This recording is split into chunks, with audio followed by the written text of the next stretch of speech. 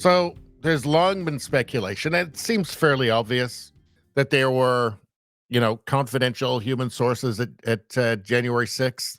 And it seems like we're getting some confirmation of that finally. So let me come back to January the 6th, 4.5 years ago, 3.5 years ago, sorry. There were a lot of people who thought that there were federal operatives within the crowd that day. Michael Horowitz, the DOJ's Inspector General, was on the Hill today and seemed to indicate that people who believed there were covert or confidential human sources in the crowd might actually be right. Listen to what he said.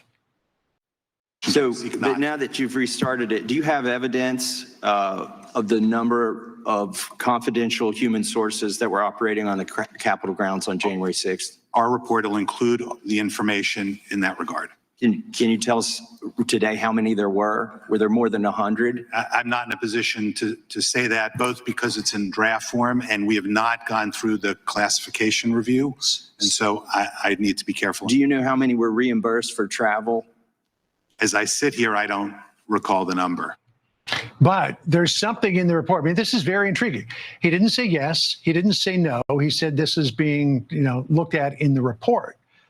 It could be that the report says, no, there weren't any, but he seems to be leaning toward, yes, there were. Oh, I think he was definitely implying, yes, there were, because when he was asked, well, how many of them, these confidential human sources which are effectively spies for the FBI, it's a tool of law enforcement. When asked how many were reimbursed for travel, he said he didn't recall the number off the top of his head, which indicates there's a number.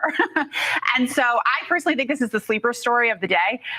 So many lawmakers and pundits were decried as crazy for suggesting that there could be confidential human sources involved in January 6th. And it looks like there might just have been. Now, of course, the questions are, what was their level of involvement? What was the conversations there? Were they, in fact, enticing or inducing anyone to commit crimes? Because that would be a whole separate legal issue, of course. But lots of questions and out of this very interesting testimony off Capitol Hill today. Well, during that time and the year before, a lot of us were told, well, if you think this, you're crazy and you're a tinfoil hat conspiracy theorist. But a lot of that turned out to be true. So we'll see where this goes.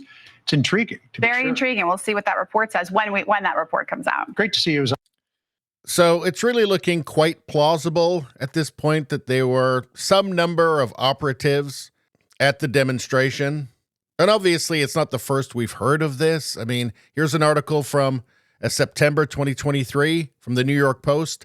FBI lost count of how many paid informants were at the Capitol on January 6th and later performed audit to figure out exact number. That's from an ex-official.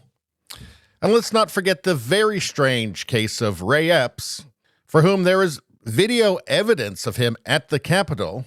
Tomorrow, we need to go into the Capitol. Into the Capitol. What? No! Peacefully. Fed. The people around him there in the crowd were chanting, "Fed, fed, fed," which is interesting. I'm not claiming that he was, but the people around him were sure suspicious. And the suspicion continues with the fact that he was sentenced to probation, while people who did far less than that were given lengthy prison sentences. Seems strange. Of course, the headline here is "Man who was subject of January 6th conspiracies sentenced to probation." It's just kind of strange to me. And here's the Washington Post. I haven't seen them publishing anything bemoaning ill treatment of any other person that was there that day. But you see this latest news, which very much leaves the way open to there being operatives, to an admission of there being operatives at January 6th. And it kind of feels like jigsaw puzzles falling into place, doesn't it?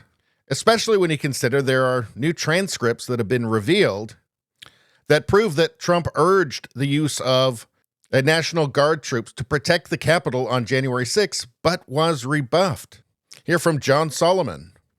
Says General Mark Milley, the former chairman of the Joint Chiefs of Staff, confirmed to the Pentagon Inspector General 3 years ago that during a January 3rd, 2021 Oval Office meeting, Trump pre-approved the use of National Guard or active duty troops to keep peace in the nation's capital on the day Congress was to certify the results of the 2020 election.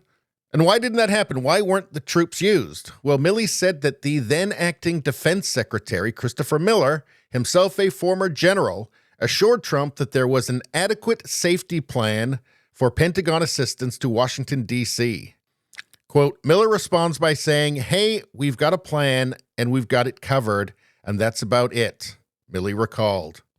So Trump's requests for extra security at the Capitol were denied. The ex-Capitol police chief's requests were denied.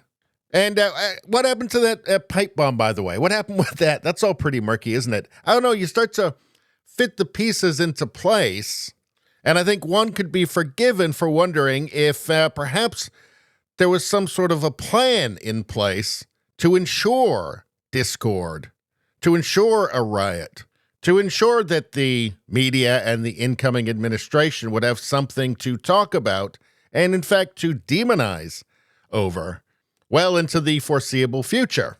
So in the increasingly obvious case that there were operatives in the audience at the demonstration, what were their roles? Was it to incite?